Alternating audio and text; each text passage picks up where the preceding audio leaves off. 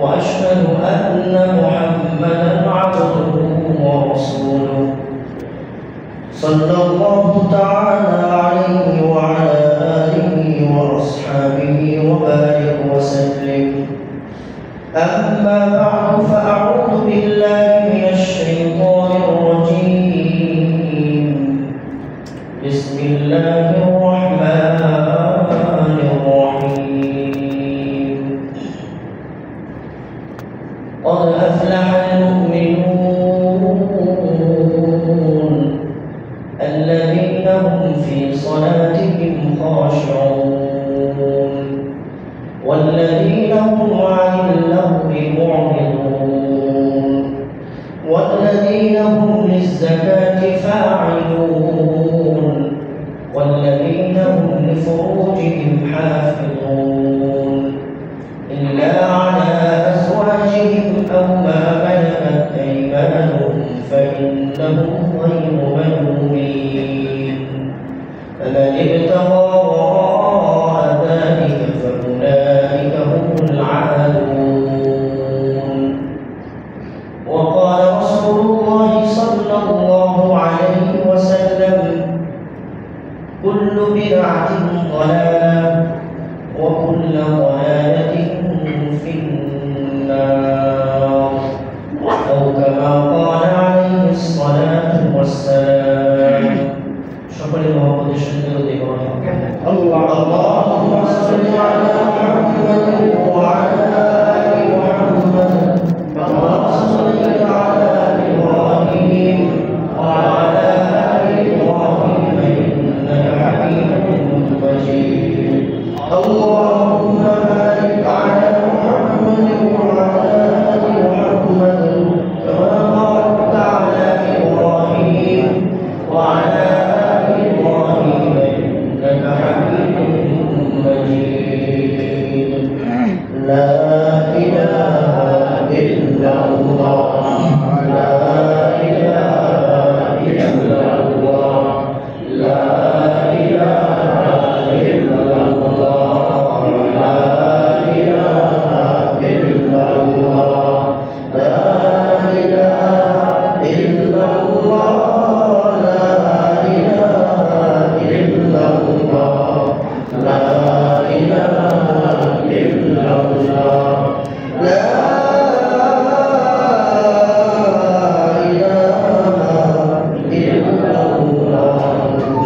محمد رسول الله صلى الله عليه وسلم. বাইতুল নূর জামে মসজিদ উপস্থিত এই মুহূর্তে সম্মানিত মুসলিয়ান কেরাম, আল্লাহ পাক রব্বুল আলামিনের দরবারে লাখো কোটি শুকর যে মহান রব্বুল আলামিন আমাদেরকে ফিতনা ফাসাদের জামানায় যে সময় মানুষ দ্বীনের কাজকে, ধর্মের কাজকে বোঝা মনে করে, মানুষ দ্বীনের কাজ থেকে পলায়ন করে, নেকের কাজ দেখলে দূরে সরে যায়, আর গুনাহের কাজ দেখলে প্রতিযোগিতা শুরু করে যে কে কার আগে দাঁড়ানো যাবে।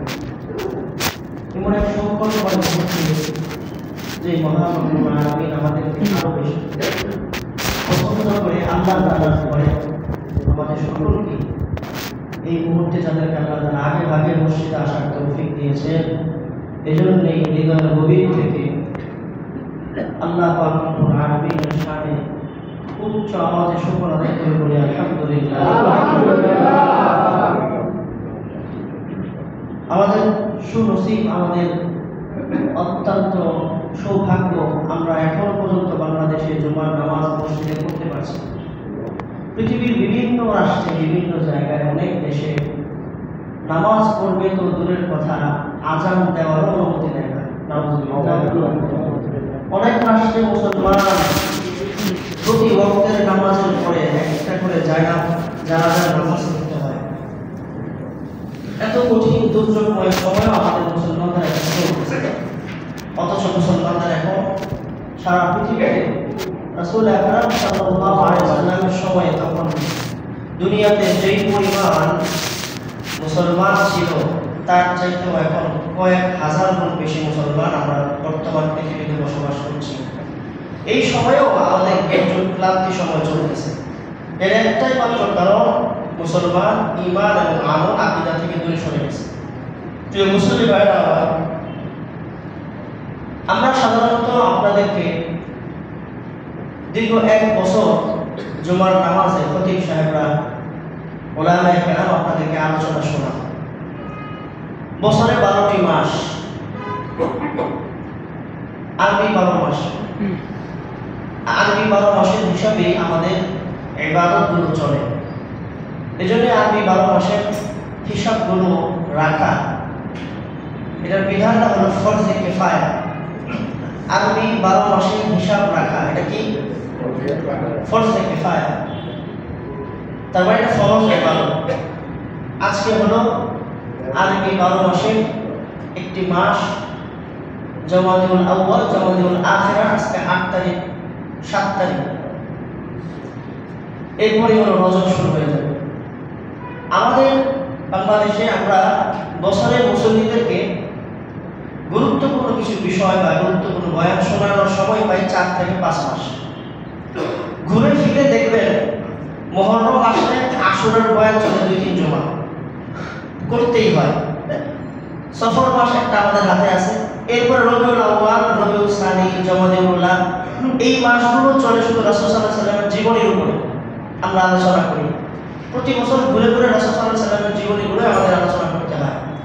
রবিউল আউয়াল মাসে দেখবেন যে রাসূলের জীবনীর জন্ম থেকে শুরু হয়, একেবারে আস্তে আস্তে আগাইতে আগাইতে অনেক লম্বা সময় পরে, কিন্তু নবীজি সাল্লাল্লাহু আলাইহি ওয়াসাল্লামের জীবনের মূল যে পয়েন্ট, দাওয়াতের জীবন, রাসূল সাল্লাল্লাহু আলাইহি ওয়াসাল্লামের যে মূল দুনিয়াতে আসার যে টার্গেটটা আল্লাহ তাআলা দিয়েছিলেন, দাওয়াতের যে 23 বছরের জীবন, এই 23 বছরের জীবনটা আমরা মুসলিমদেরকে বেশি একটা শোনাইতে পারি না। দেখা যায় জন্ম নিয়ে 1 সপ্তাহ চলে যায়, শৈশবকালে 1 সপ্তাহ চলে যায়, কৈশোরকালের 1 সপ্তাহ চলে যায়, 40-এর আগেই দেখা যায় 2 মাস চলে যায়। এইটা করতে করতে অনেক সময় দেখা যায় রজব মাস চলে আসে। রজব মাস আসলে রমজানের একটা গ্রাম শুরু হয় কিনা? রমজান মাসে একটা গ্রাম শুরু হয়ে যায় না? তখন থেকে দোয়া শুরু হয়ে যায়, আল্লাহুম্মা বারিক লানা ফি রজব ওয়া শাবান ওয়া বাল্লিগনা রমাদান। তখন থেকে শুরু হয়ে যায়। এরপরে রজব মাসের পরেই শাবান, শাবান মাসে শবে বরাতের আলোচনা চলে যায়। রমজান মাস পুরোটাই রমজানের আলোচনা, রমজান পরে শওয়ালের আলোচনা। সব মিলে ইসলামের যে গুরুত্বপূর্ণ আলোচনাগুলো আছে, এমনকি আপনি দেখবেন যে আল্লাহ রাব্বুল আলামিন আমাদের কাছে যে কোরআন পাঠিয়েছেন, এই কোরআনের শুরু থেকে নিয়ে শেষ পর্যন্ত মহান আল্লাহ রাব্বুল আলামিন রাসূল আকরাম সাল্লাল্লাহু আলাইহি ওয়াসাল্লামের 40 বছর বয়সের নবুয়ত আসার পর থেকে 63 বছর বয়সের জীবনী পর্যন্ত এই দীর্ঘ সুদীর্ঘ 23 বছরে মহান আল্লাহ এই কোরআন আমাদেরকে দিয়েছেন। সুবহানাল্লাহ। 23টা বছরে যেই মহান আল্লাহ আমাদেরকে কোরআন দিয়েছেন, জুমার মিম্বর থেকে কোরআন নিয়ে আমাদের আলোচনার ধারাবাহিক তাফসীরের সুযোগ হয় না। কিন্তু বিশ্বাস করেন ভাই, আমরা যত ওয়াজ করি, যদি রাসূল আকরাম সাল্লাল্লাহু আলাইহি ওয়াসাল্লামের মতো কোরআন থেকে কোরআন দিয়ে কথা বলতে পারতাম, কোরআন সরাসরি খুলে খুলে শব্দ শব্দ, বাক্যে বাক্যে, আয়াতে আয়াতে, সূরায় সূরায় যে গভীর রহস্য মহান আল্লাহ রাব্বুল আলামিন আমাদেরকে দিয়েছেন, এগুলো যদি উম্মত শুনতে পারতো, বুঝতে পারতো, দেখতে পারতো, জানতে পারতো, অনুধাবন করতে পারতো, শিখতে পারতো, তাহলে আমার মতো কেন হাজারো হাজারো বড় বড় বক্তা 5 বছর বক্তব্য দিয়ে যদি মানুষকে যতটুকু হেদায়েত করতে পারবে, কোরআনের একটা সূরার এক আয়াত মানুষকে তার আগেই হেদায়েত করে ফেলবে। সুবহানাল্লাহ। কিন্তু দুর্ভাগ্য আমাদের, আমরা কোরআন থেকে এতটা দূরে, এতটা দূরে, এতটা দূরে, এতটাই দূরে, এতটাই দূরে। 90% মুসলমানের এই বাংলাদেশে 80% মুসলিম বিশুদ্ধ তেলাওয়াত মাদ্রাসা যারা পড়ে তারা ছাড়া বাইরের মুসল্লিরা 70% বলা যায় বিশুদ্ধ তেলাওয়াতই জানে না। ঠিক কিনা বলেন? এর কারণ কি? এর কারণটা কি? সমস্যাটা কোন জায়গায়? সমস্যাটা হলো আমাদের শিক্ষা ব্যবস্থা। আমার দীর্ঘ সময়ের গবেষণা আমি দেখছি যে আমরা ছোটবেলা থেকে আমাদের বাচ্চাদেরকে সবাই চেষ্টা করি কিছু না কিছু পড়ালেখা স্কুল কলেজে পড়াইতে। কেউ আছে মাদ্রাসায়, কেউ স্কুল কলেজে। কিন্তু স্কুল কলেজে যে লেখাপড়াগুলো 1 থেকে নিয়ে একদম মেট্রিক পর্যন্ত, এই মেট্রিক পর্যন্ত সুদীর্ঘ 11টা বছর চিন্তা করে দেখুন কলিজার টুকরা সন্তানের 11টা বছর মেট্রিক পরীক্ষা দিতে লাগে, 12টা বছর। এই এসএসসি পরীক্ষা 12টা বছরে আমার বাচ্চা স্কুল থেকে কোরআন শিখবে দূরের কথা, 10টা সূরাও শেখার কোনো সুযোগ নাই। ঠিক কিনা বলেন? নাই। এটা আমাদের জন্য দুর্ভাগ্য।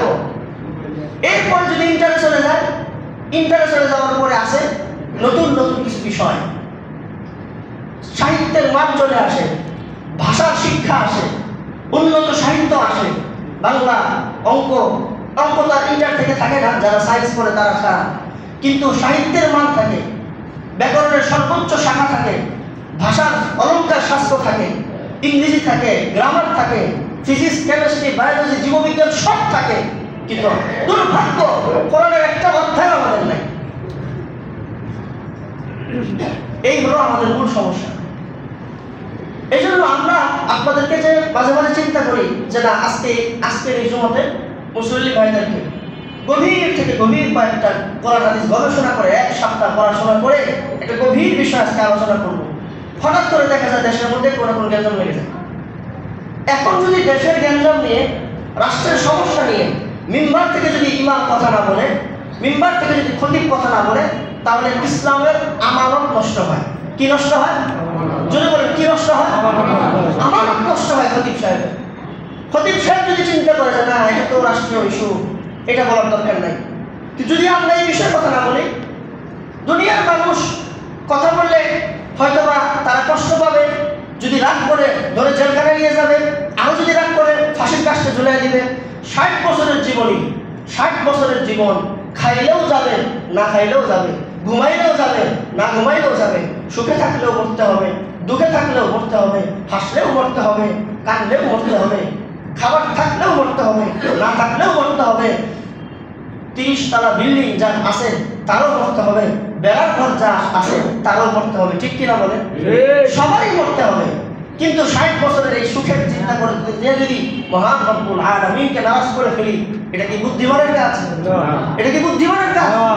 আল্লাহ রব্বুল আলামিনের মাহবুব মুহাম্মদুর রাসূলুল্লাহ সাল্লাল্লাহু আলাইহি ওয়াসাল্লাম বলেছেন, দুনিয়াতে যে ইমাম, যে খতিব, যে আলেম ইসলামকে লুকোচুরি করবে, ইসলামকে লুকাবে, মুসলিম উম্মার সামনে কোরআন ও হাদিসকে লুকাবে, মাখলুককে ভয় পেয়ে কোরআনের কথাকে গোপন করবে, হাসরের মাঠে আল্লাহ রাব্বুল আলামিন ওই খতিবের জিহ্বা কেটে দেবে। নাউজুবিল্লাহ বলেন। কাঁচি দিয়ে কাটা হবে, কাঁচি দিয়ে কাটা হবে। খামসা তা'রুজুল মালাইকাতু ওয়ার রূহু ইলাইহি ফি ইয়াউমিন কানা মিকদারুহু 50,000 সানা। আল্লাহ তাআলা বলেন আখিরাতের একদিন দুনিয়ার 50,000 বছরের সমান। সুবহানাল্লাহ বলেন। আখিরাতের একদিন দুনিয়ার কত বছর? আখিরাতের একদিন দুনিয়ার যদি 50,000 বছর হয়, এবার চিন্তা করেন, যদি আমি, আপনি, আপনারা, আমরা সবাই একসাথে জান্নাতে যাই, কতটা মজা হবে? সুবহানাল্লাহ বলেন। যদি আমরা সবাই একসাথে জান্নাতে যাই, কি পরিমাণ মজা হবে, কি পরিমাণ মজা হবে, কি পরিমাণ সুখ হবে, কি পরিমাণ শান্তি হবে। দুনিয়ার 50,000 বছরের আখিরাতের একদিন হয়, এক একটা দিনের, এক একটা মুহূর্তে, এক একটা সেকেন্ডে কি পরিমাণ হিসাব হবে। সুবহানাল্লাহ।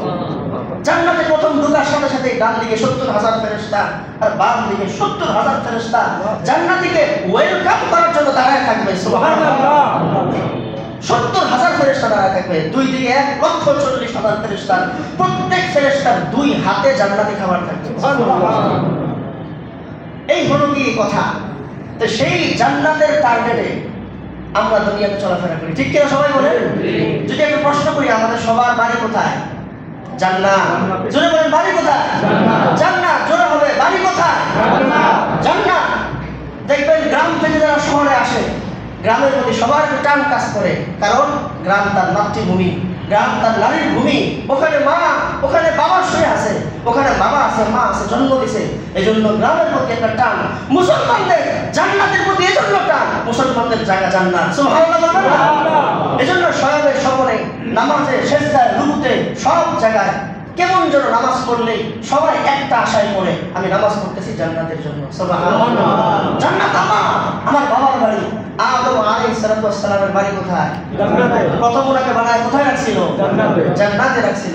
সেই মহান রব্বুল আলামিন ওই জান্নাতে বাবাকে চিনাইছে, বাবাকে পাঠায় আগে বাড়িটা চিনাইছে। চিনা দুনিয়াতে পাঠিয়ে দিয়েছে, যাও দেখে যাও, ইহবিতু মিনহা জামিআ, জান্নাতে চলে যাও, জান্নাত থেকে দুনিয়াতে চলে যাও, যাওয়ার আগে বাড়িটা দেখে যাও, গিয়ে তোমার সন্তানদেরকে বলো জান্নাত এতটা সুন্দর। এই হলো জান্নাত। এই গত সপ্তাহে আমি আপনাদেরকে সূরা মুমিনুন পড়েছিলাম। আল্লাহ তাআলা বলেন উলাইকা হুমুল ওয়ারিসুন, এরা তারাই হলো জান্নাতের ওয়ারিস। সুবহানাল্লাহ। এই জান্নাতের ওয়ারিসদের কিছু গুণ গত সপ্তাহে আমরা হালকা একটু আপনাকে বলেছিলাম যে এই সপ্তাহে কিছুটা শেষ করব, কিন্তু শেষ করতে করতে রাষ্ট্রের মধ্যে ঘটে গেল আরেকটা ঘটনা।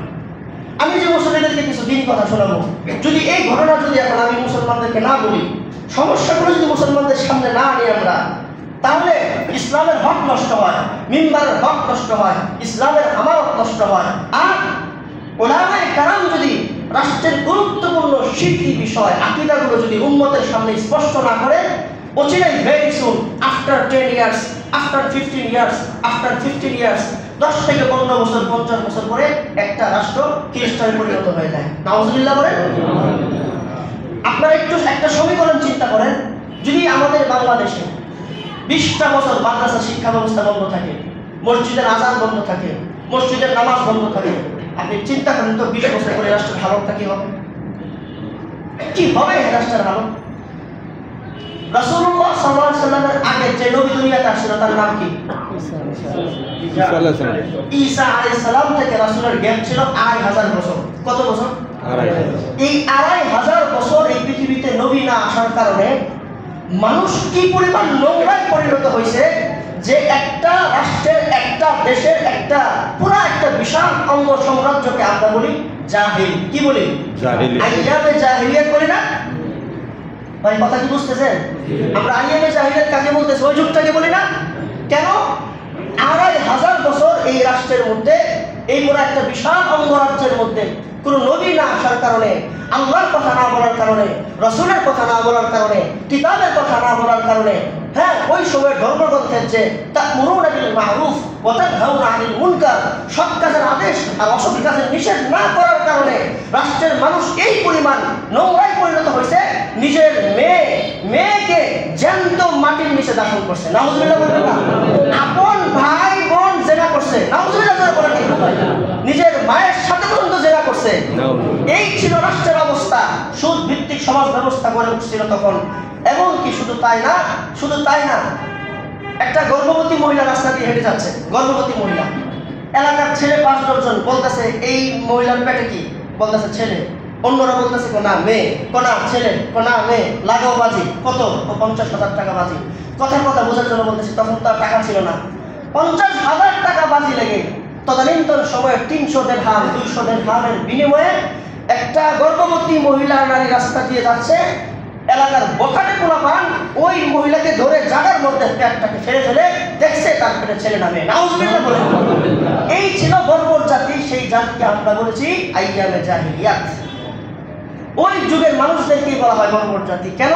নবী রাসূল ছিলেন না। ঠিক আজকেও যদি এই সমাজে ইসলামের কথা, কোরআনের গুরুত্বপূর্ণ কথা, হাদিসের কথা, যদি নবীজির এই কথাগুলো মিম্বার থেকে 20 বছর না বলা হয়, 50 বছর যদি আযান না দেওয়া হয়, মাদ্রাসা বন্ধ হয়ে যায়, 20 বছর পরে এই রাষ্ট্রের এই পরিমাণ খারাপ। এজন্য আমাদের কথা বলতে হয় ভাই, কষ্ট নিবেন না, ঠান্ডা মাথায় কথাগুলো বোঝার চেষ্টা করেন। জুমা গুরুত্বপূর্ণ আমানত। বর্তমানে আমাদের বাংলাদেশে বাউল একটা ধর্ম তৈরি হয়েছে। আল্লাহ তাআলা যে আমার আজকে আয়াতের মধ্যে বলছে কদ আফলাহাল মুমিনুন, মুমিনরা সফল, মুমিন সফল, যে মুমিন সে সফল, যে কালিমা পড়ছে সে সফল। সুবহানাল্লাহ বলবেন না? তার মানে যে মুমিন, যে মুসলিম সে সফল, যে কালিমা পড়ে ফেলছে সে মুমিন হয়ে গেল, আর যে মুমিন হয়ে গেল সে সফল হয়ে গেল। তার মানে ইহুদি খ্রিস্টান কাফের এরা কি সফল না ব্যর্থ? জোরে বলতে হবে সফল না ব্যর্থ। যদি ওদেরকে ব্যর্থ বলতে অন্তর বাধা দেয়, আমার অন্তরের সমস্যা আছে। কারণ আমি এক আল্লাহকে স্বীকার করি, তারা এক আল্লাহকে স্বীকার করে না। আমি আমার মহান রবকে এক বলে জানি। আমার সেজদা পাওয়ার যোগ্য একমাত্র কে? আল্লাহ। আমার সেজদা পাওয়ার যোগ্য একমাত্র কে? আল্লাহ। আল্লাহ একমাত্র যোগ্য, আমার রব একমাত্র যোগ্য। আমি মুমিন, আমি বলেছি লা ইলাহা ইল্লাল্লাহ। এটা বলে পৃথিবীর সকল ধর্ম থেকে আমি আলাদা হয়ে গেছি। সুবহানাল্লাহ। আমি আলাদা। আমার মান, আমার মর্যাদা, আমার সম্মান অনেক ঊর্ধ্বে। আমার জন্যই জান্নাতুল ফিরদাউস। সুবহানাল্লাহ। এই হলো আমার অবস্থান। এখন আমার ইসলাম আমি একটা গুরুত্বপূর্ণ কথা বলি, চোর কার পিছে বাজে? যার সম্পদ আছে। চোর কার পিছনে বাজে? যার সম্পদ আছে তার পিছে চোর বাজে। যে চোর জানে ঘরে তার সম্পদ আছে তার পিছে বাজে। এবার আপনি চিন্তা করেন, আমি আপনি যারা ঈমানদার, কিয়ামতের আগে একেবারে সর্বশেষ যে ব্যক্তি জান্নাতে যাবে, দুনিয়াতে সর্বশেষ হাসরের মাঠে যার বিচার হবে, হাদিসে তিরমিজি বলে আছে যে একজন জাহান্নামী লম্বা সময় তার হিসাব নিকাশ হবে। হিসাব নিকাশ হওয়ার পর যেই দিন এই জাহান্নামের আযাব যা শেষ হবে, জাহান্নামের আযাব শেষ হওয়ার পর যেই দিন তাকে জান্নাত দেওয়া হবে, লম্বা একটা ঘটনা, এটা অন্যদিন শোনাবো। ওই দিন ওই লোকটাকে এই দুনিয়া 10টা দুনিয়া পরিমাণ জান্নাত আল্লাহ তাকে দান করবে। আপনি চিন্তা করেন, লা আখিরি আদনাল জান্নাহ, শেষ জান্নাতি যার আদনা পরিমাণ ঈমান ছিল। আদনা কাকে বলে? সরিষাকে 70 ভাগ করলে 1 ভাগ হলো আদনা বা যাররা। যাররা পরিমাণ ঈমান যার থাকে তাকে আল্লাহ এই দুনিয়া 10টা দুনিয়ার রাজত্ব আল্লাহ তাকে দান করবে। আপনি চিন্তা করে দেখেন একটা জান্নাতি কি পরিমাণ বড় লোক, সুবহানাল্লাহ বলবেন না? একজন ঈমানদার কি পরিমাণ ধনী, একজন ঈমানদার কতটা ধনী। আল্লাহ কোরআনে বলছে, ইদা রাআইতা সাম্মা রাআইতা নাঈমা ওয়া মুলকান কাবীরা। বান্দা, তোকে তো এই দুনিয়ার অল্প কয়েকটা দুনিয়ার এই ক্ষমতা আর এই দুনিয়ার ক্ষমতার জন্য বানাই নাই, এক বিশাল রাজত্বের মালিক আমি আল্লাহ তোকে বানাইছি। সুবহানাল্লাহ, এক বিশাল রাজত্বের মালিক আমি আল্লাহ তোকে বানাইছি, এবং সেটা নাঈমা ওয়া মুলকান কাবীরা আমি আল্লাহ দিব। তাহলে চিন্তা করে দেখেন একজন আদনা জান্নাতি কি পরিমাণ, কত বড় লোক, চিন্তা করেন। তাহলে এত বড় যে যার ঈমানদারদের যদি এত পরিমাণ পুরস্কার থাকে, সেই ঈমান নষ্ট করার জন্য চোর থাকবে কি থাকবে না? ঈমানদারের ঈমান নষ্ট করার জন্য চোর থাকবে কি থাকবে না? এই চোর নষ্ট করার জন্য কখনো কাদিয়ানি ফিতনা, কখনো বাউলদের ফিতনা, কখনো লাউ ধর্মদের ফিতনা, কখনো বেদাতের নামে, কখনো মাজারের নামে, কখনো গাজার নামে, কখনো এই যে গাঞ্জা বাবা, পুট্টি বাবা, ল্যাংটা বাবা, ছাগল বাবা, লেরা বাবা, নেরা বাবা, এই জাতীয় বড় বড় পাগল ছাগল কিছু আবির্ভাব ঘটবে, যে আবির্ভাব ঘটার কারণে অনেক মুসলমানের ঈমান চলে যাবে। এরা এসা নতুন নতুন সবক শোনাবে, নতুন নতুন বিধান দিবে, নতুন নতুন জিনিস শিখাবে। শিখায় সরল মানা মুসলমান যাদেরকে আমরা দিন শিখাই বহুত কষ্টে, এই জাতীয় মুসলমানদেরকে তারা এসে বলবে জান্নাতে যাওয়ার জন্য নামাজেরও দরকার নাই, রোজারও দরকার নেই। আপনারা তো আসতে নাউযুবিল্লাহ বলেন, নাউযুবিল্লাহি মিন যালিক। তারা এসে এক এক সময় এক কথা বলবে। বাংলাদেশে কেন আমাদের আজকের বাউল ধর্ম নিয়ে কথা বলা? আমি গত বাড়িতে আসছি, আসার পরে শুনছি ঢাকার মধ্যে সমস্যা। বাউল জিনিসটা কি? এই একদিনে আমি যতটুকু পড়ালেখা করছি, আল্লাহু আকবার কাবীরা, 2012তে আমি স্কুলে এইটা পরীক্ষা দিই। এই পরীক্ষা দেওয়ার সময় আমি দেখছি একটা কবিতা ছিল, সবার উপরে মানুষ সত্য তাহার উপরে নাই, নাউযুবিল্লাহ বলে। এই কবিতার প্রশ্ন আসছিল পরীক্ষায়, আমি এটার উত্তরই দেই নাই। আমি উত্তর দেই নাই, এই জন্য দেই নাই আমার হাত কাঁপছে। আমি তখন আলহামদুলিল্লাহ অর্ধেক হাফেজ হয়ে গেছি, অর্ধেক আলেমও হয়ে গেছি। আলেম হওয়ার পাশাপাশি তখন আমি স্কুলে ভর্তি হয়েছি। আমি কেন দেই নাই? আমার ইয়াকিন হলো আল্লাহ রাজ্জাক, এই নাম্বারটা যদি ছেড়ে দিলে আমার 10 নাম্বার চলে যাবে। এই আমার আল্লাহ আমাকে দুনিয়াতে পাওয়ার জন্য এই 10 নাম্বারের মুহতাজ না। সুবহানাল্লাহ বলবেন না? আমার আল্লাহ আল্লাহুস সামাদ, জোরে বলেন আল্লাহুস সামাদ। আল্লাহুস সামাদের অর্থ হলো আল্লাহ বেনিয়াজ। সারা দুনিয়ার সব মাখলুককে খাওয়াইতে যত পরিমাণ সম্পদের দরকার, যেই পরিমাণ রিজিকের দরকার, এই রিজিক আমার আল্লাহ একলাই দিতে পারে, কারো কোনো মুখাপেক্ষী আল্লাহ দরকার পড়ে না। সুবহানাল্লাহ। আমার আল্লাহ রাজ্জাক, আল্লাহ হলো আল্লাহুস সামাদ। অতএব বাউল ধর্ম, লাউল ধর্ম, বাংলাদেশে সবাই হিন্দুদেরকে একটা আলাদা ধর্ম হিসেবে জানে, খ্রিস্টানদেরকে একটা আলাদা ধর্ম হিসেবে জানে, কিন্তু বাউল যে এটা হলো মুসলমানদের ভিতরে মুসলিম নাম নিয়ে বসবাস করতেছে, মুসলমানের নাম নিয়ে বসবাস করতেছে। বাংলা বাউলদের জায়গা হলো কুষ্টিয়াতে, ওই যে লালনের যে মাজারটা তার আশেপাশে। এদের কিতাব আছে, ডক্টর আনোয়ার সিদ্দিকীর কিতাব, ডক্টর লতিফ সিদ্দিকীর কিতাব, ডক্টর চৌধুরী, এদের কিতাবগুলো পড়ে দেখবেন, আহমদ শরীফ, এদের বইগুলো পড়ে দেখবেন। কিতাব পড়ছি, ভুল হয়েছে। এদের এই বইগুলো পড়ে দেখবেন, এদের এই বইগুলোর মধ্যে লালন ধর্মের যে মতবাদগুলো সবগুলো হলো নোংরা। এই জুমার এই জায়গার মধ্যে অনেক বাচ্চারা আছে, বলা যাচ্ছে না অনেকগুলো কথাবার্তা, এদের সব কথাবার্তা জেনা কেন্দ্রিক। নাউযুবিল্লাহ। আমি পড়াশোনা করে বলতেছি, যদি বইগুলোর নাম বলি দেখা যাবে অনেক যুবকরা এই বইগুলোকে ছাড় দিবে, রাত্রেবেলা এগুলো পড়তে পারে। একান্ত যদি কারো জানার দরকার হয় আসে জিজ্ঞেস করবেন। নির্বাস, রজনী, হ্যাঁ, এরকম বহু নামে নামে বই আছে এদের। এদের মধ্যে এরা বলে যে দুনিয়াতে মানুষ হলো প্রভু। নাউজুবিল্লাহ। মানুষই হলো প্রভু। যে নিজেকে চিনছে সে প্রভুকে চিনে গেছে, এই হলো তাদের কথা। তারা বিবাহ শাদীতে বিশ্বাসী না। আল্লাহর কসম করে বলতেছি, আপনি যান কুষ্টিয়াতে, দেখবেন যে একটা গ্রামই আছে, এগুলো বলতে চাচ্ছি না, ওখানে লালন ধর্মের যারা অনুসারী তাদের চোখে পরকীয়া জায়েজ। নাউজুবিল্লাহ বলেন। পরকীয়া জায়েজ।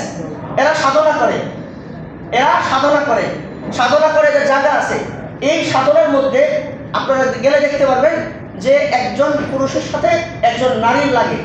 এই নারী কারো বোন হতে পারে, কারো বউ হতে পারে। এই হলো তাদের ধর্মের অবস্থা। এরাই আবার দেখবেন বিভিন্ন জায়গায় যায় যাত্রা বলার নামে গান গায়। এই যাত্রা বলার নামে গান গেয়ে তাদের যে মতবাদের বই আছে, ওই বইগুলো থেকে তারা এমন এমন খারাপ খারাপ কথা বলে। এক জানোয়ার বলতেছে, এক অকথ্য বদমাইশ বলতেছে, আল্লাহর কথার আগাও পাই না, গুয়াও পাই না। গত রবিবার অথবা রবিবারের কথা, এক জানোয়ার বদমাইশ বলতেছে, আল্লাহর কথার আগাও পাই না, গুয়াও পাই না। এর পুলিশ ধরছে। এখন সে যুক্তি দিতেছে, প্রথমে আল্লাহ তাআলা এই পৃথিবীতে সর্বপ্রথম সৃষ্টি করছে আরশ। আল্লাহ তাআলা সর্বপ্রথম সৃষ্টি করছে মানুষের রূহ। আল্লাহ তাআলা প্রথম সৃষ্টি করছে কলম। আল্লাহ তাআলা প্রথম সৃষ্টি করছে মানুষের রূহ। এই যে তিন চারটা কথা সে বলতেছে, দেখেন কোরআনের মধ্যে হাদিসের মধ্যে একই আল্লাহর কথা দিয়া চার কথা আসতেছে। একবার বলতেছে প্রথম সৃষ্টি করছে আরশ, আবার বলতেছে প্রথম সৃষ্টি করছে রূহ, আবার বলতেছে প্রথম সৃষ্টি করছে কলম। তাহলে আল্লাহর এক মুখে কয় কথা কয়? আমি আল্লাহর কথা আগাও পাই না, গোয়াও পাই না। এই যদি হয়, আমার এই রাষ্ট্রে 90% মুসলমানের রাষ্ট্রে এত বড় কথা বলার সাহস পাই কেমন এসে? কাদের ইন্ধন এত বড় কথা বলে? সে দাড়ি নিয়ে কথা বলছে, নাউজুবিল্লাহ, সে দাড়ি নিয়ে কথা বলছে। দাড়ি মুসলমানের প্রতি সুবহানাল্লাহ বলবেন না? যেই মুসলমান রাখেন না, সেটা ভাই আপনার ইমানি দুর্বলতা। আমরা আপনাকে বকিও না, কিছু বলিও না, কিন্তু রাসূল আকরাম সাল্লাল্লাহু আলাইহি সাল্লাম সহ এই পৃথিবীতে যত নবী রাসূলকে আল্লাহ পাঠিয়েছেন সবার দাড়ি ছিল। সুবহানাল্লাহ। শুধু একটা হাদিস আমি আপনাদেরকে বলি, রাসূল আকরাম সাল্লাল্লাহু আলাইহি সাল্লাম বলেছেন, এই পৃথিবীতে অসংখ্য ফেরেশতা আছে, যেই ফেরেশতা এই জমিনের প্রত্যেকটা মাখলুকের দায়িত্বের মধ্যে থাকে। হ্যাঁ, কোন ফেরেশতা আছে আপনার গাছের দায়িত্বে, কোন ফেরেশতা আছে জমিনের দায়িত্বে, কোন ফেরেশতা আছে আকাশের তারার দায়িত্বে, কোন ফেরেশতা আছে মাছের দায়িত্বে। হ্যাঁ, কোন ফেরেশতা মানুষের ডানে, কোন ফেরেশতা মানুষের বামে। শুধু তাই না, ফজর থেকে নিয়ে মাগরিব পর্যন্ত এই সময়ের মধ্যে প্রত্যেকটা মানুষের জন্য আল্লাহ তাআলা 20 জন ফেরেশতাকে রাখছে বডিগার্ড হিসেবে। সুবহানাল্লাহ। হাদিস বলেন প্রতিটা মানুষের জন্য 20 জন করে ফেরেশতা আছে বডিগার্ড হিসেবে। তাহলে এবার চিন্তা করেন, এত এত ফেরেশতা আল্লাহ তাআলা একদল ফেরেশতা রাখছে আলাদা করে, যেই ফেরেশতারা সকাল থেকে নিয়ে 24 ঘন্টা তাদের মাত্র একটা তাসবিহ বলেন সুবহানাল্লাহ। এই একটা তাসবিহ বলে মান যায়্যিনার রিজালা বিল-লুহা, ফেরেশতারা বলে সুবহানাল্লাহ, সারাদিন বলে আল্লাহ আপনি পবিত্র, আপনার প্রশংসা আমরা এজন্য করতেছি। মান যায়্যিনার রিজালা বিল-লুহা, পৃথিবীর সমস্ত পুরুষকে দাড়ি দিয়ে তাদের সৌন্দর্যকে বাড়ায় দিয়েছেন। সুবহানাল্লাহ। এই জন্য আমরা আপনার প্রশংসা করি। দাড়ির প্রশংসা করার জন্য লক্ষ কোটি ফেরেশতা জমিনের মধ্যে ছড়ায়া, তার হাদিসে আছে উরফাউদু ইলাস সামা, সকল ফেরেশতা আসমানের দিকে তাকায় বলে সুবহান মান যায়্যিনা রিজালা বিল-লুহা, আল্লাহ আপনার প্রশংসা এই জন্য করি আপনি এই দুনিয়াতে পুরুষদেরকে দাড়ি দিয়ে তাদের সৌন্দর্য বানায় দিয়েছেন। নবীদের দাড়ি ছিল, সেই দাড়ি নিয়ে তারা কটূক্তি করে। জালালউদ্দিন রুমি বলে যে জালালউদ্দিন রুমির মেয়ে এই পাগলের সাথে রাত্রেবেলা যাপন করে সে আধ্যাত্মিকতা অর্জন করছে।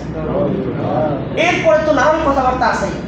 এরপরে ইসলামকে বিকৃত করে আকাশটা কাঁপছিল কেন, জমিনটা নাচছিল কেন, বরফের ঘামছিল কেন, সেই দিন গান গাইছিল খাজা যেই দিন। এটা আবার সুরে সুরে তাল দেয়। হ্যাঁ, আবার ডানে ভাবে কিছু আছে এরকম করে, মানে এটা তাল দেয়, তাল কিছু আছে আকাশটা কাঁপছিল কেন, জমিনটা নাচছিল কেন, গভীরটা এগুলো বললে কোনো হবে সাহিত্য একটা ইহি যুগালি রে যুগালি এগুলো দিয়ে দিয়ে মনে রাখবেন আল্লাহ রাসূল সাল্লাল্লাহু আলাইহি ওয়াসাল্লাম বলেছেন বাদ্যযন্ত্র এগুলো হারাম, এগুলোর মধ্যে আকর্ষণ আছে। আল্লাহ রাসূল বলেন দুনিয়ার মানুষের মুখের মদ হলো মদ খামর, যে মদটা খায় খাওয়ার মদ হলো ওইটা, আর হৃদয়ের মদ হলো গান বাজনা। নাউজুবিল্লাহ বলবেন না? মানুষের অন্তরের মদ হলো বাজনা। বাজনা শোনার পর 5 মিনিট পরে আপনি আমরা কেউ স্থির থাকতে পারবো না। যখন রাস্তা দিয়ে যাবেন যে কোনো জায়গায় যখন বাজনা শুরু হয় আপনি ওখানে দাঁড়ায় থাকলে দেখবেন অটোমেটিক আপনার পা লড়তেছে, অটোমেটিক আপনার হাত লড়তেছে। কেন? ওটার মধ্যে আকর্ষণ আছে, জিনেরা ওটার মধ্যে জাল দেয়। বর্তমান গবেষণা দেখা যাচ্ছে সকল ধরনের যে গান বাজনাগুলো এগুলো যেই জায়গায় চলে ওইখানে ওই জায়গাতে জিনেরা যায় আর মানুষের কানের মধ্যে ওগুলো সুন্দর করে উপস্থাপন করে। ইসরায়েলের একটা হাদিস আছে আপনার মুসনাদ আহমদের মধ্যে, রাসূল আকরাম সাল্লাল্লাহু আলাইহি ওয়াসাল্লাম ইরশাদ করেন মূসা আলাইহিস সালাম রাস্তা দিয়ে যাচ্ছিল, হঠাৎ শয়তানের সাথে দেখা। শয়তান দেখলো শয়তানের কোমরের মধ্যে ডান দিকে পুরান চাবি আর বাম দিকে নতুন চাবি। জিজ্ঞেস করলো এই চাবিগুলোতে তুমি কি করো?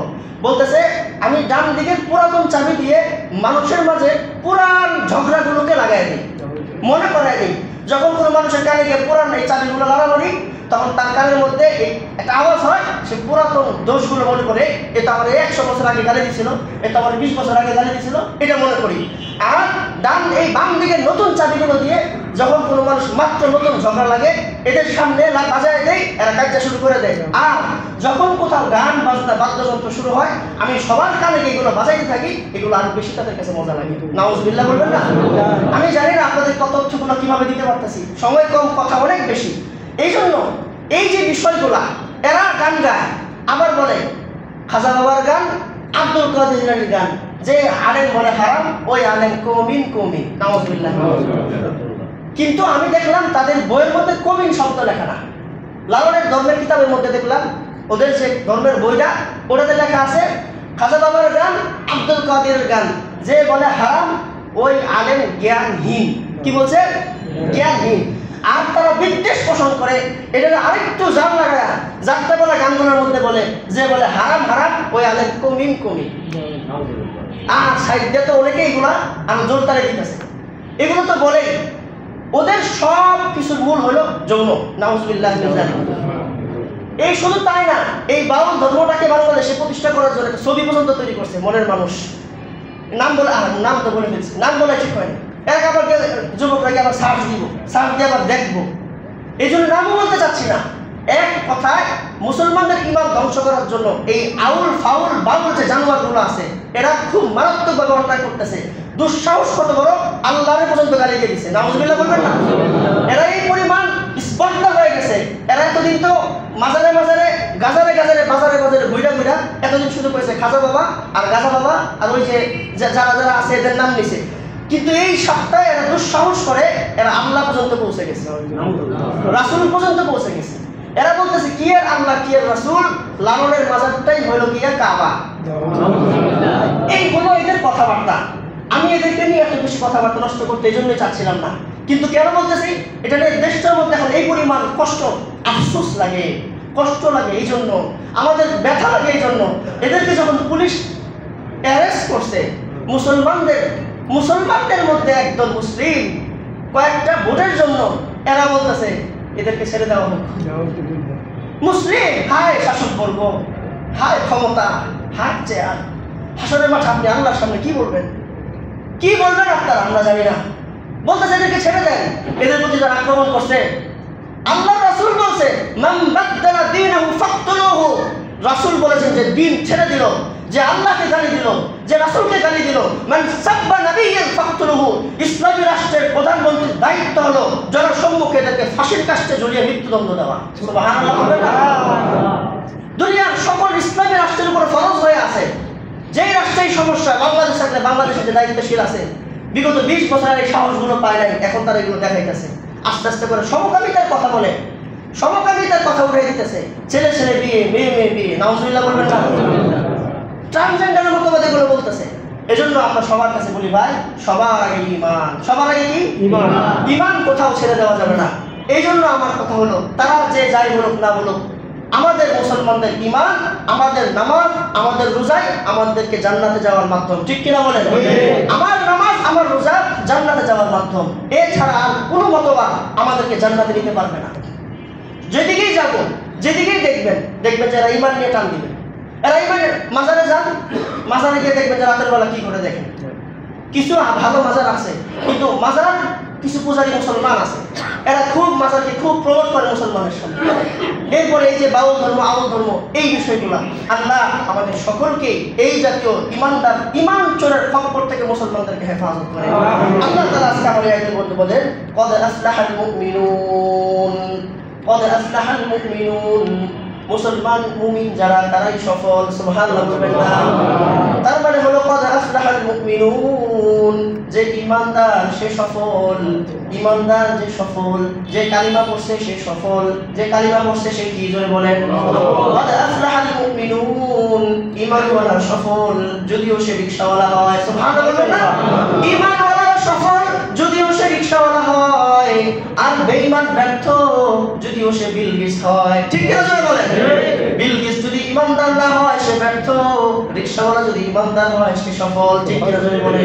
যে পড়েছে লা ইলাহা ইল্লাল্লাহ, লা ইলাহা ইল্লাল্লাহ, লা ইলাহা ইল্লাল্লাহ, একবার যদি কেউ বলে লা ইলাহা ইল্লাল্লাহ, 80 বছরের কাফেরকেও আল্লাহ সাথে সাথে মাফ করে দেয়। আপনি চিন্তা করে দেখেন, লা ইলাহা ইল্লাল্লাহ এত পাওয়ার, এত পাওয়ার, এত পাওয়ার। 80 বছর যে আল্লাহর সাথে মুনাফিকি করেছে, কুফরি করেছে, ওই কাফের মুশরিক যদি নিজের ভুল বুঝতে পেরে একবার বলে লা ইলাহা ইল্লাল্লাহ, আল্লাহ 80 বছরের গুনাহ তার মাফ করে দেয়। আর যদি মুসলমান করে লা ইলাহা ইল্লাল্লাহ, পড়েন সবাই লা ইলাহা ইল্লাল্লাহ। আল্লাহর রাসূলকে একজন সাহাবী জিজ্ঞেস করছে, হে আমার রাসূল, কাফের যদি পড়ে লা ইলাহা ইল্লাল্লাহ তার গুনাহ যদি মাফ হয়, মুসলমান যদি লা ইলাহা ইল্লাল্লাহ পড়ে তার কি হবে? আল্লাহ রাসূল বলেন, মুমিন যদি লা ইলাহা ইল্লাল্লাহ পড়ে তার মাকাম বেড়ে যাবে। সে বর্তমান যে তকতার মধ্যে আছে সেখান থেকে তার গ্রেড বেড়ে যাবে। সুবহানাল্লাহ। আর মুসলমানের জীবনে যদি গুনাহ থাকে, গুনাহগুলো আল্লাহ নেকি দ্বারা পরিবর্তন করে দিবে। লা ইলাহা ইল্লাল্লাহ। রাসূলুল্লাহ সাল্লাল্লাহু আলাইহি সাল্লাম আরো বলেন, মান ক্বালা লা ইলাহা ইল্লাল্লাহ মিআতা মাররা, আল্লাহর রাসূল বলেন প্রতিদিন যদি কেউ 100 বার পড়ে লা ইলাহা ইল্লাল্লাহ, 100 বার যদি কেউ পড়ে লা ইলাহা ইল্লাল্লাহ, লাম ইয়াবআসুল্লাহু ইয়াওমাল কিয়ামাহ, আল্লাহ তাআলা হাসরের মাঠে তার চেহারাটাকে পূর্ণিমার চাঁদের মতো আলোকিত করে মাঠের মধ্যে ঘোরাবে। সুবহানাল্লাহ। যেই দেখবে সেই বলবে কালিমাওয়ালা। কি ওয়ালা জোরে বলেন? সে হবে কালিমাওয়ালা। দেখলেই চিনবে সে বেশি বেশি পড়েছে লা ইলাহা ইল্লাল্লাহ। কপালটা থাকবে সাদা, চেহারাটা হবে পূর্ণিমার মতো। সুবহানাল্লাহ। কদ আফলাহাল মুমিনুন, যে ঈমানওয়ালা সে সফল। আল্লাহ তাআলা বলেন, মুমিন যে সফল, মুমিন যে সাকসেস, মুমিন যে সফল, মুমিন যে, এই মুমিনের প্রথম গুণ হবে আল্লাযীনা হুম ফি সালাতিহিম খাশিউন। মুমিনের প্রথম গুণ হবে সে নামাজ পড়বে ভয়ে ভয়ে। সুবহানাল্লাহ বলবেন না? তার মানে নামাজ ছাড়া ওলি হওয়ার সুযোগ আছে না, নামাজ ছাড়া পীর হওয়ার সুযোগ আছে না। যে সমস্ত বাবারা বলে নামাজ লাগে না, ওটা ব্যাককল, ওটা জানোয়ার, ওটা ভণ্ড। যদি বলেন ঠিক কিনা?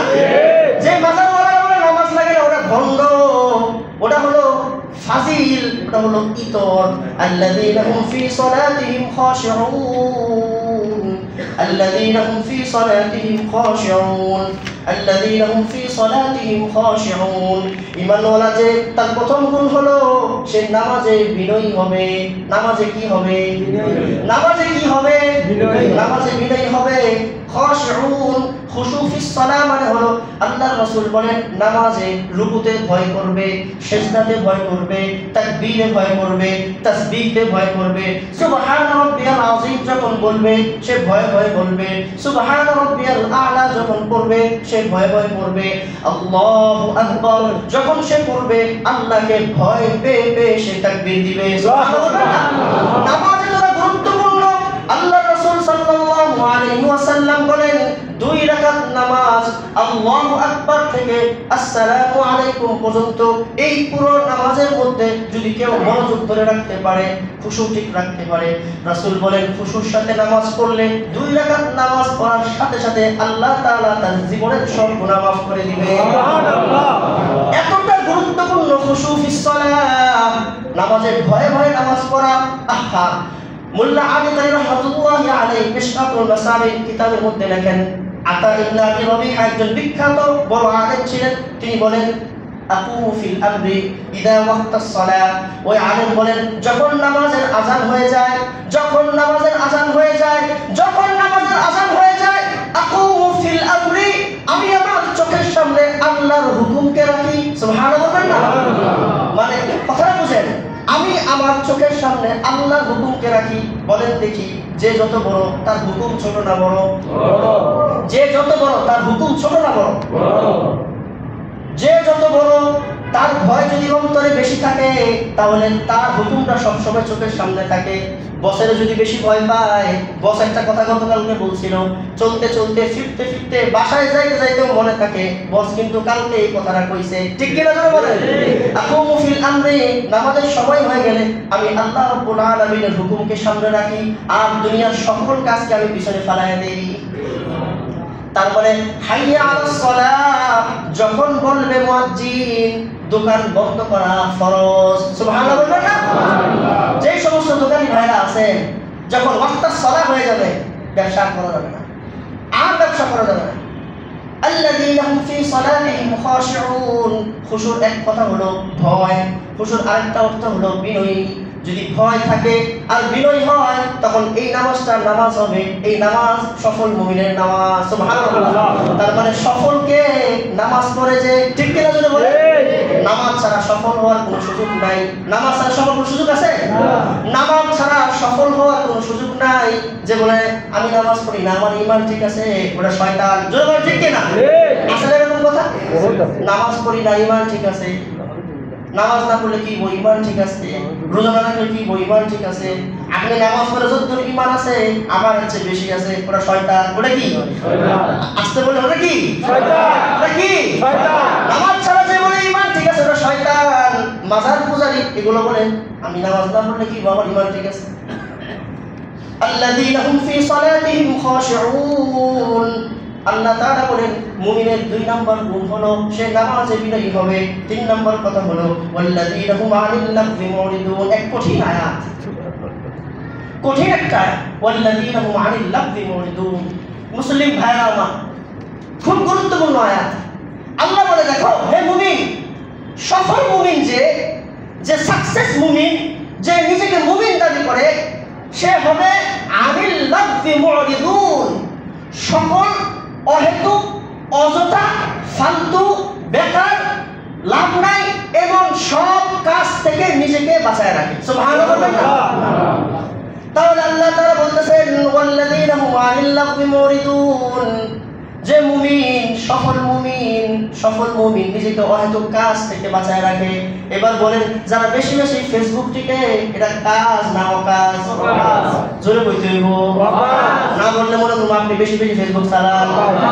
কাজ না অকাজ? রাস্তাঘাটে যারা বেশি বেশি চা খায়, কাজ না অকাজ? বাজার করতে সময় লাগবে 10 মিনিট, লাগাইছে আধা ঘন্টা, কাজ না অকাজ? জোরে বলেন কাজ না অকাজ? হাসতেছে অনেকে। ওয়াল্লাযীনা হুম আনিল লাগযি মুরিদুন, সফল মুমিন নিজেকে অহেতুক কাজ থেকে বাঁচায় রাখে, ফালতু কাজ থেকে বাঁচায় রাখে। ছবি দেখা কাজ না অকাজ? বাড়িতে গেলেন খালাতো বোন মামাতো বোন এদের সাথে পর্দা করা ফরজ কিনা? ফরজ যদি হয়ে থাকে ফুসায় কাছায় বোনকে জিজ্ঞেস করেন কিরে কেমন আছোস, কাজ না অকাজ? মুফতি তাকি উসমানী বলেন এই 1 লাখ গুণ শব্দের মধ্যে ইসলামের সকল আহকাম ঢুকে গেছে। সুবহানাল্লাহ। লাখ গুণ মানে অহেতুক কাজ, যত হালাল সব হালাল, যত হারাম সব এর মধ্যে ঢুকে গেছে। শীতকাল আসছে, এখন রাতের বেলা ব্যাডমিন্টন খেলবো, আধা ঘন্টা খেললেই যথেষ্ট, খেলবো 3 ঘন্টা, কাজ না অকাজ? শরীর চর্চা নিয়তে আধা ঘন্টা খেলতে পারে, 40 মিনিট খেলতে পারে, কিন্তু 3 ঘন্টা যে খেললো এটা কাজ না অকাজ? রাতের বেলা জেগে জেগে খেলা দেখা কাজ না অকাজ? বাড়ির লোকে অযথা কথা বলা, কাজ না কাজ, গোসল করতে সময় লাগার কথা 20 মিনিট লাগাইছে 1 ঘন্টা, সময় নষ্ট করলো, কাজ না কাজ। আল্লাহ তাআলা বলেন ওয়াল্লাযীনা হুম আনিল লাগবি মুরিদুন, সফল মুমিন যে সময় নষ্ট করে না, যে সুবহানাল্লাহ বলবেন না, সফল মুমিন সে কি করে না, সময় নষ্ট করে না, অযথা কোনো কাজ করে না, অযথা কোনো কাজ করে না, সব সময় সে তার সময়টাকে সঠিকভাবে চিন্তা করে করে খরচ করে। সুবহানাল্লাহ বলবেন না। এবার আসেন ওয়াল্লাযীনা হুম লিয-যাকাতি ফাইলুন, যে সফল মুমিন তার আরেকটা গুণ হলো সে যাকাত ভালোভাবে দিবে। যাকাত কিভাবে দিবে? কিয়ামতের অনেকগুলো আলামতের একটা আলামত ওয়াজ যাকাতু মাহরামা। রাসূল আকরাম সাল্লাল্লাহু আলাইহি সাল্লাম বলেন কিয়ামতের আগে মুসলমানরা যাকাতকে জরিমানা মনে করবে। নাউজুবিল্লাহ বলেন, যাকাতকে কি মনে করবে? আর যখন যাকাত নিয়ে তার লড়াই শুরু হবে, সমাজের মধ্যে ভূমিকম্প দেখা দিবে। নাউজুবিল্লাহ বলেন না। গতকালকে তো ভূমিকম্প হয়েছে। গতকাল কি হয়েছে? ভূমিকম্প, 4টার দিকে ভূমিকম্প হয়েছে। তাহলে ওয়াল্লাযীনা হুম লিয-যাকাতি ফাইলুন, চিন্তা করে দেখেন, নামাজ এক ফরজ। আল্লাযীনা হুম ফি সালাতিহিম খাশিউন, নামাজ, কোরআন বুঝেন, সুর খেয়াল করেন না। আল্লাযীনা হুম ফি সালাতিহিম খাশিউন, নামাজ একটা ফরজ। ওয়াল্লাযীনা হুম লিয-যাকাতি ফাইলুন, যাকাত এক ফরজ। এই নামাজ এক ফরজ, যাকাত এক ফরজ। এই দুই ফরজের মাঝখানে আল্লাহ দিয়েছে যে আয়াতটা, এটা হলো ওয়াল্লাযীনা হুম আনিল লাগবি মুরিদুন। মুমিন যে, সফল মুমিন যে, সে নিজের জীবনে অযথা সময় নষ্ট করে না। সুবহানাল্লাহ বলবেন না। অযথা সময় এশারের নামাজের পরে যদি হাঁটেন তো হাঁটলেন, যদি ব্যায়াম করলেন তো ব্যায়াম করলেন, কিন্তু চা গল্প, ফোন গল্প, আড্ডাবাজি, বন্ধু বান্ধব একসাথে মিলেমিশে 3 ঘন্টা, 3.5 ঘন্টা, 4 ঘন্টা, রাত 12টা পর্যন্ত এই গল্পগুলো কোরআনের আয়াতের, এই আয়াতের দলিলে ওটা হলো হারাম। ওটা কি? যদি বলেন হারাম কিনা? রাসূল সাল্লাল্লাহু আলাইহি ওয়াসাল্লাম এশারা করে সময় দিয়েছে সন্তানকে, এশারা করে সময় দিয়েছে স্ত্রীকে। আজ স্ত্রীদেরকে সময় থেকে বঞ্চিত করার কারণে পরকীয়ার রোগ বেড়ে গেছে। যদি বলেন ঠিক কিনা? পরকীয়া বাড়তেছে কেন? স্ত্রী অন্যদিকে কেন যাচ্ছে? স্বামী সময় দেয় না, দিনের বেলা কাজের ব্যস্ততা, রাতের বেলা বন্ধুর আড্ডা। এশারের নামাজের পর রাসূল আকরাম সাল্লাল্লাহু আলাইহি ওয়াসাল্লাম বলেছেন, দুনিয়াবি কোনো কাজ অতিরিক্ত জরুরি না হলে, দিনে কোনো কাজ ছাড়া দুনিয়াবি কাজ করা যাবে না। নবীজি আসার পর ঘরে চলে গেছে। বললেন আমাদের আড্ডা শুরু হয় রাতে। সারা দুনিয়াতে দেখবেন সবগুলো খেলা ফেলে রাতের বেলা। ফুটবলের খেলার ম্যাচ রাতের বেলা। কইবে যে হুজুর ওই দেশে তো দিন, এজন্য দিনের বেলা খেলা দিচ্ছে। আমাদের দেশে রাতের বেলা টেররিস্ট সম্প্রচার করতেছে, খেলাধুলা সহ সব রাতের বেলা, সব রাতে, নাটকগুলো সব রাতে, টেলিভিশনের সবগুলো নাটক রাতের বেলা, মাগরিবের পর থেকে রাত 12টা পর্যন্ত। এই 6 ঘন্টা যদি কেউ না দেখে, দিনের বেলা আবার কাজা, আবার 6 ঘন্টা দেখে দিনের বেলা দেখে। নাউজুবিল্লাহ বলবেন না। মা বোনরা যদি রাতের দেখে, দিনের বেলা দেখে। এই যে বিষয় ওয়াল্লাযীনা হুম আনিল লাগবি মুরিদুন, না এগুলো করা যাবে না, অহেতুক কোনো কাজ করা যাবে না, অহেতুক কোনো সময় নষ্ট করা যাবে না। সময় বড় দামি জিনিস। একবার সুবহানাল্লাহ বললে আসমান জমিনের মাঝখানে আল্লাহ পুরো জায়গা দেখিয়ে দিয়ে বলেছে। তাহলে ওয়াল্লাযীনা হুম লিয-যাকাতি ফাইলুন, ওয়াল্লাযীনা হুম লিয-যাকাতি ফাইলুন, যে মুমিন, সফল মুমিন যাকাত কষে যাকাত হিসাব করে দিবে। সুবহানাল্লাহ। যাকাতকে জরিমানা মনে করবে না। যে যাকাত সঠিকভাবে আদায় করবে তার সম্পদের মধ্যে আল্লাহ বরকত বাড়ায় দিবে। আর যে যাকাতকে জরিমানা মনে করবে তার সম্পদকে আল্লাহ তাআলা আস্তে আস্তে করে ধীরে করে এগুলো সব নষ্ট করে দিবে। নষ্ট হয়ে যাবে, কোনো না কোনো ভাবে নষ্ট হবে। এরপর আল্লাহ বলেন ওয়াল্লাযীনা হুম লিফুরুজিহিম হাফিজুন, মুমিনের আরেকটা গুণ হলো সে লজ্জাস্থানের হেফাজত করবে। কিসের হেফাজত করবে ভাই? জোরে বলি, কিসের হেফাজত করবে? লজ্জাস্থানের হেফাজত করবে। লজ্জাস্থানের হেফাজত করবে। এক কথায় নিজেকে হারাম কাজ থেকে বাঁচাবে। অশ্লীল, বেহায়া, বেলাল্লাপনা, বেহুদুক কাজগুলো থেকে নিজেকে বাঁচাবে। তার মানে জেনা থেকে নিজেকে বাঁচাবে। যেই জায়গায় গেলে যুবক ভাইরা একটু খেয়াল করি, আল্লাহ বলছে লজ্জাস্থানকে হেফাজত করতে। যদি লজ্জাস্থানের সমস্যাটা শুরু হয় চোখ থেকে। কি বলছি ভাই? লজ্জাস্থানের সমস্যা কোত্থেকে শুরু হয়? চোখ থেকে। তা লজ্জাস্থান পর্যন্ত একটা গুনাহ পৌঁছাইতে গেলে আগে চোখে দেখতে হয়, চোখ দিয়ে শুরু হয়। যদি মোবাইলে খারাপ দেখা হয়, যদি কোনো মেয়ের দিকে তাকানো হয়, তাকানোর পরে গিয়ে এটা চিন্তা আসে, চিন্তা থেকে লজ্জাস্থান লজ্জাস্থানে এটা সমস্যা শুরু হয়। আল্লাহ বলছে সফল মুমিন যে ওয়াল্লাযীনা হুম লিফুরুজিহিম হাফিজুন, ওয়াল্লাযীনা হুম লিফুরুজিহিম হাফিজুন, সফল মুমিন নিজেকে লজ্জাস্থান থেকে বাঁচাবে। খারাপ চিন্তা, খারাপ দেখা, খারাপ বলা, খারাপ শোনা, খারাপ কাজ করা, জিনা করা, ব্যভিচার করা, এগুলো থেকে নিজেকে বাঁচাবে। সুবহানাল্লাহ বলবেন না? এখন যে সমাজ, এই সমাজে বিভিন্ন সময় বিভিন্ন জায়গায় দেখতেছি লজ্জাস্থানের কিসের হেফাজত হবে? ঘরের মধ্যেই বাবা মা তার সন্তানের লজ্জাকে মেরে দিতেছে। একসাথে মা মেয়ে, একসাথে মা ছেলে বসে বসে উলঙ্গ সিনেমা দেখতেছে, একসাথে বসে বসে মা মেয়ে ইন্ডিয়ান হিন্দি নগ্ন ছবিগুলো দেখতেছে, বিবাহের মধ্যে অশালীন গানগুলো চলতেছে, বিবাহের অনুষ্ঠানের মধ্যে অশালীন অসভ্য গান, নোংরা শব্দগুলো বলতেছে। এরকম বহুত গান আমার কানে আওয়াজ আসে, যেই গানের মধ্যে স্পষ্ট শিরকি শব্দ আছে এবং গান আছে তুই মেরা রব হে জুবা হে, তুই মারা সাব হে জুবা হে, একদিন এই হাঁটতেছে, এই গানের শব্দ আছে কানের মধ্যে, এটা শিরকি শব্দ, শিরকি শব্দ। এগুলো শোনার দ্বারাতে মুমিনের ঈমান চলে যাচ্ছে, মুমিনের ঈমান চলে যাচ্ছে, মুমিন বুঝে না। আল্লাহ আমাদের সকলকেই খাঁটি মুমিন হওয়ার তৌফিক দান করুন, লজ্জাস্থানের হেফাজত করার তৌফিক দান করুন। এজন্য মোবাইল যাদের আছে ভাই, আল্লাহর ওয়াস্তে, আল্লাহর দেওয়া চোখ, আল্লাহর দেওয়া চোখ, আল্লাহর দেওয়া চোখ, আল্লাহর দেওয়া চোখ, আল্লাহর দেওয়া চোখ, খারাপ কাজ না দেখি, নোংরা জিনিস না দেখি, অশ্লীল না দেখি। আপনার এই খিলগাঁও হাসপাতালের একজন রোগী 2018 বা 16 সালের কথা বলতেছি, তিনি সদ্য হজ করে আসছে। হজ করে আসার পর তিনি মাত্র 1 সপ্তাহের মতো হয়েছে হজ করছে। এশারের নামাজের পরে একজন ভাই ঘরের মধ্যে বসে বসে ছবি দেখতেছে, ছবি দেখতেছে। হঠাৎ করে ওই রোগী বলতেছে, মানে যিনি হাদিসা হজ করে আসছে, এশারের পরে দেখতেছে, হঠাৎ করে বলে লাইটটাকে বন্ধ করছে। রান্নাঘর থেকে মেয়ে আর মা দৌড়ে আসছে, কি বলে এটা, কি লাইট বন্ধ করছে, তুমি কি করো? বাবা লাইট আমি দেখতেছি, লাইট বন্ধ করতেছ কে লেখা? কারণ আমি তো লাইট বন্ধ করি নাই, লাইট তো চলতেছে, তুমি আমি তো দেখি না। তাড়াতাড়ি তারা ধরে খিদমা হাসপাতালে নিয়ে গেল। খিদমা হাসপাতালে ডাক্তার চেক আপ করার পরে বলতেছে যে আল্লাহ এই চোখ দিছিল, সেই আল্লাহ এই চোখের পাওয়ার সারা জীবনের জন্য নিয়ে গেছে। নাউজুবিল্লাহ জোরে বলেন ভাই। রাতে যাদের খারাপ গুনাহ করার অভ্যাস আছে, এটা মাথায় রাখা উচিত, এটা মাথায় রাখা উচিত। যেই মহান রবের দেওয়া চোখের পাওয়ার, সেই মহান রব নিতেও পারে, ঠিক কিনা জোরে বলেন? যিনি দিয়েছেন আলো, তিনি নিতেও পারেন, তিনি নিতেও পারেন, তিনি নিতেও পারেন।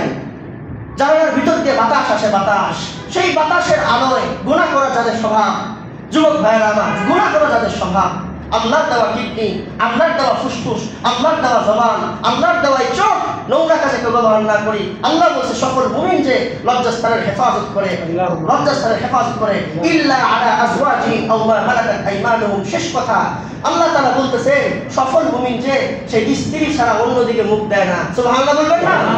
স্ত্রী ছাড়া কারোর কাছে যায় না, একমাত্র সে স্ত্রীর কাছেই যায়। আর এছাড়া লজ্জাস্থানকে হেফাজত করে, স্ত্রী ছাড়া অন্য কারোর কাছে যায় না। তার মানে পরকিয়া করে না, জিনা করে না। আরে ভাই, মাছের স্বভাব হলো পায়খানার মধ্যে মুখ দেওয়া, মাছের স্বভাব হলো নোংরা জায়গায় মুখ দেওয়া, কুত্তার স্বভাব হলো নোংরা জায়গায় মুখ দেওয়া।